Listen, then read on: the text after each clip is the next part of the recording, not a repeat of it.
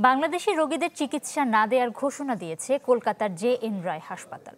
তাদের দাবি, বাংলাদেশে অবমাননা করা হচ্ছে ভারতীয় পতাকার। অবশ্য এই সিদ্ধান্তের সমালোচনা হচ্ছে খোদ কলকাতায়। শহরটির মেয়র বলছেন, বৈধ কাগজপত্র আছে এমন রোগীদের চিকিৎসা না দেওয়াটা অমানবিক। চিকিৎসা নিতে প্রতি বছর বাংলাদেশ থেকে উল্লেখযোগ্য সংখ্যক রোগী যান ভারতে। দক্ষিণ ভারতের হাসপাতালগুলো ছাড়াও পশ্চিমবঙ্গে যান অনেকে।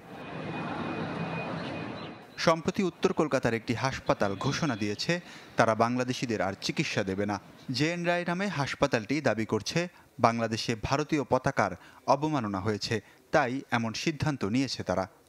জে.এন. রায় হসপিটালের পক্ষ থেকে আজকে আমরা একটি সিদ্ধান্ত নিয়ে বিজ্ঞপ্তি জারি করেছি যে আমরা আজ থেকে অনির্দিষ্টকালের জন্য কোনো রকম বাংলাদেশি পেশেন্টকে অ্যাডমিট অথবা কোনো রকম মেডিকেল পরিষেবা দেব না। এ ঘোষণার পর খোদ কলকাতাতেই এর সমালোচনা চলছে। শহরটির মেয়র বলছেন এই সিদ্ধান্ত অমানবিক ও অযৌক্তিক। আর অন্য হাসপাতাল কর্তৃপক্ষ বলছে এটি স্টান্টবাজি ছাড়া আর কিছুই নয়। জে.এন. রায় হাসপাতালে বাংলাদেশি রোগী তো দূরের কথা, স্থানীয় রোগী যান না সেখানে।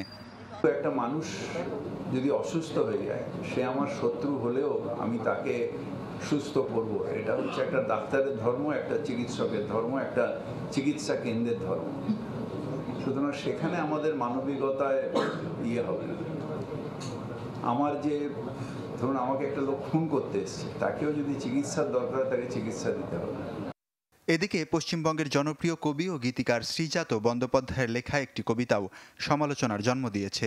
শুক্রবার ফেসবুকে পোস্ট করা কবিতায় শ্রীজাত দাবি করেছেন বাংলাদেশ একসময় ভারতের অংশ ছিল। বলেছেন বাংলাদেশ চেতনায় আজও পরাধীন। এ কবিতার ক্ষুব্ধ প্রতিক্রিয়া দেখিয়েছেন বাংলাদেশের লেখক, সাহিত্যিক সহ বিভিন্ন পর্যায়ের নেটিজেনরা। ওয়ালিউল্লাহ ফারুক, চ্যানেল 24।